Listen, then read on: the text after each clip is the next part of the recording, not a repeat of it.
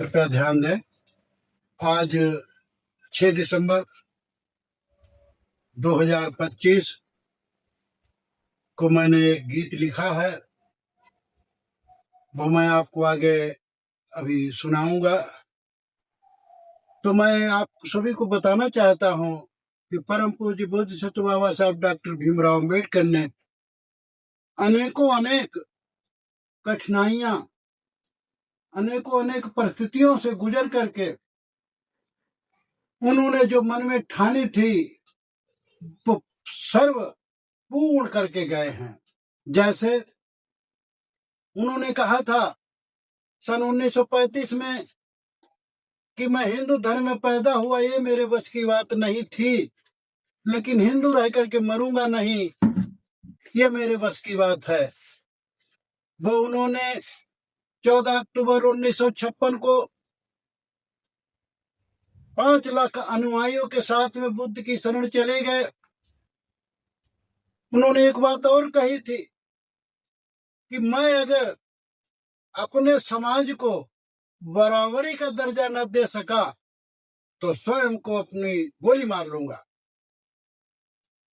परम पूज्य बोधिसत्व बाबा साहब ने समता सम्मूलक समाज की स्थापना के लिए संविधान की रचना की और उन्होंने हर मानव प्राणी को अधिकार, हर संप्रदाय के प्राणियों को अधिकार अपनी कलम से लिख करके गए।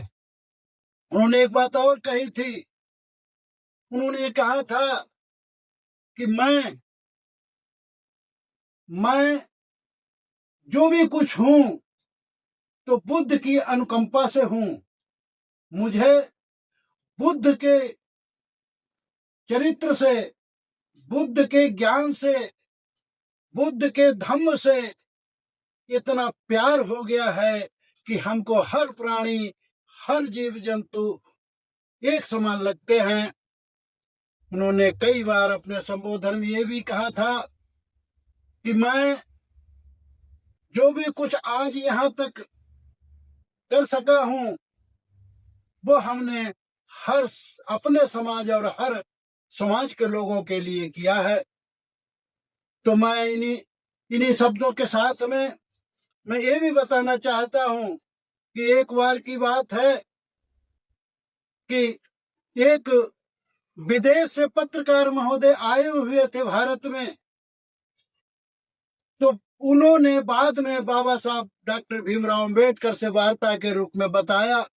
वो बाबा साहब कहा करते थे कि वो पत्रकार महोदय सबसे पहले महात्मा गांधी जी के पास गए।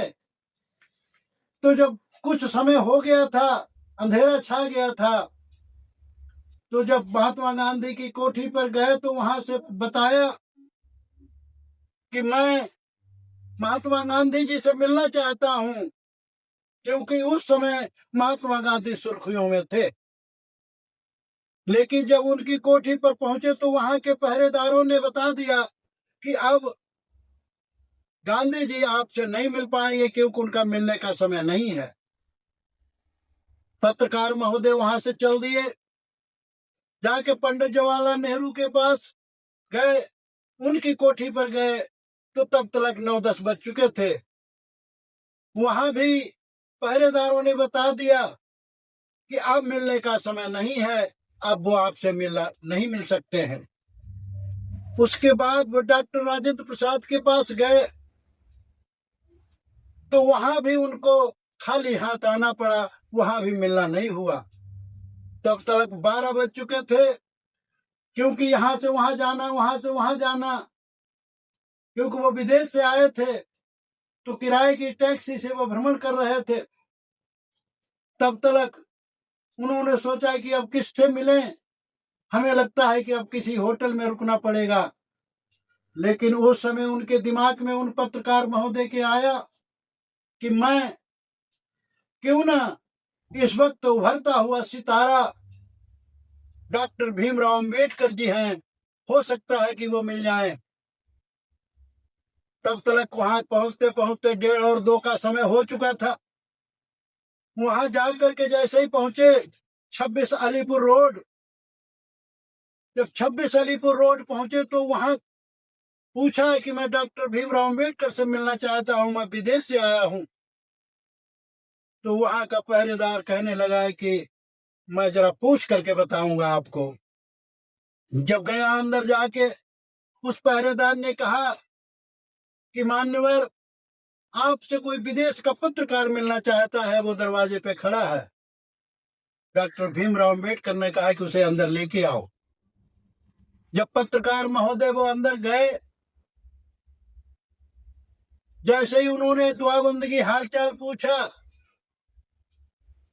तो पत्रकार महोदय कहने लगे कि डॉक्टर साहब, हमें तो लगता है कि अभी तक आप सोए नहीं हो।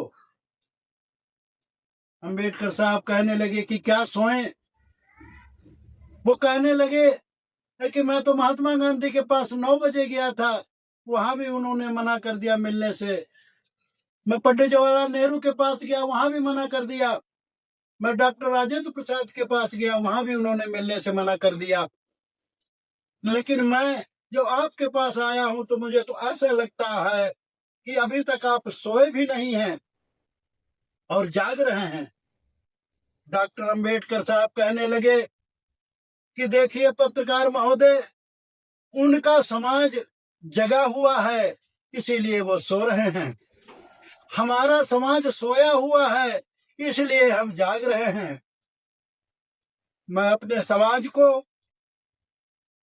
इतना जगाना चाहता हूं, इतनी बराबरी का दर्जा देना चाहता हूं, इसीलिए मैं 18-18 घंटे अध्ययन करता हूं और मनन करता हूं कि हमारे समाज को कैसे जगाया जाए, अपने समाज को। तो वही 26 अलीपुर रोड जो आज मैं उसके बारे में आपको बताना चाहता हूं।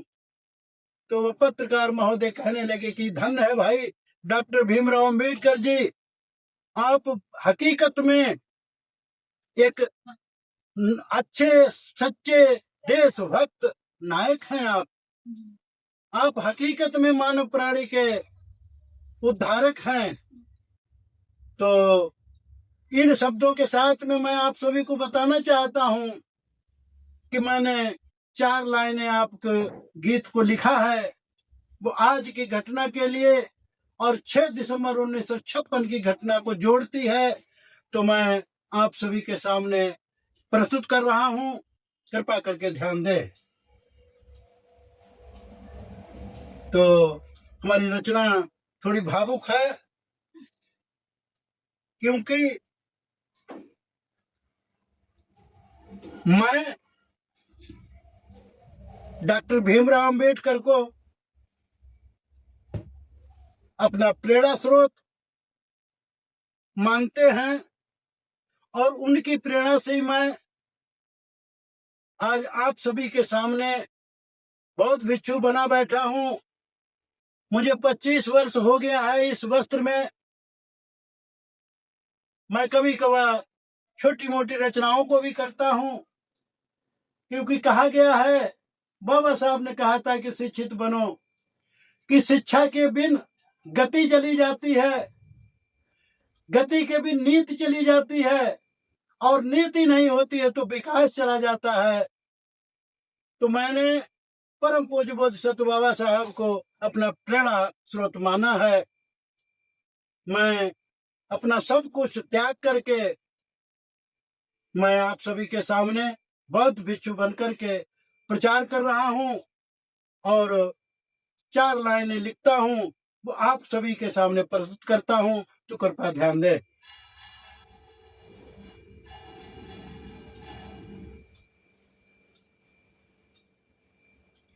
वो घटना 6 दिसंबर की भीम की याद आती है। वो घटना 6 दिसंबर की भीम की याद आती है। शाम समय की क्या करें बहुजन, भारत ने रत्न खोया है। हो घटना 6 दिसंबर की भीम की याद आती है। रात को सोए बिस्तर पर सुबह तू जगाता है। देख कर घबरा गया रे तू, देख कर घबरा गया रे तू, चीख मुख से निकलती है। हो घटना 6 दिसंबर की, भीम की याद आती है। समय की क्या करे वो जन, भारत ने रत्न खोया है। निधन बाबा का दुखदाई, चकित सुन सुन के होते हैं। निधन बाबा का दुखदाई, चकित सुन सुन के होते हैं। खबर चहुर दिल्ली में, संसद गलियों में फैली है। हो घटना 6 दिसंबर की, भीम की याद आती है। समय की क्या करे बहुजन, भारत ने रत्न खोया है। दिल्ली से भीम को लेकर मुंबई जहाज जाता है। दिल्ली से भीम को लेकर मुंबई जहाज जाता है। उतारी लाश अड्डे पर, सभी मातम मनाए हैं। हो घटना 6 दिसंबर की, भीम की याद आती है। समय की क्या करे बहुजन, भारत ने रत्न खोया है। चले शमशान घाट लेकर, पुष्प बरसा करी सबने। चले शमशान घाट लेकर, पुष्प बरसा करी सबने। जुड़ी है भीड़ लाखों की, चली शमशान घाट लेकर, पुष्प बरसा करी सबने। जुड़ी है भीड़ लाखों की, सभी आंसू बहाए हैं। हो घटना 6 दिसंबर की, भीम की याद आती है। चिता चंदन सजा करके, रखा गुणवान अंदर है। चिता चंदन सजा करके, रखा गुणवान अंदर है। लगाई आग बेटा ने, उसी की आस पाई है। हो घटना 6 दिसंबर की, भीम की याद आती है। समय की क्या करे बहुजन, भारत ने रत्न खोया है। साधु साधु साधु। मैं सभी को साधुवाद करता हूँ कि हमारी रचना थोड़ी सी भावुक थी, क्योंकि हमारे जो हृदय से पुकार निकलती है वो परम पूज्य बोधिसत्व बाबा साहब की देन है। मैंने उन्हीं को अपना प्रेरणा स्रोत मान करके आप सभी के सामने मैं जो भी कुछ हूँ तो प्रस्तुत हूँ। तो इन्हीं शब्दों के साथ मैं सभी का साधुवाद करता हूँ। मेरा चैनल विश्व जागृति बुद्ध मिशन है। कृपा करके पहली बार देख रहे हैं तो इसको सब्सक्राइब करें, कमेंट करके बताएं हमारी रचनाएं कैसी लगती हैं। साधु साधु साधु।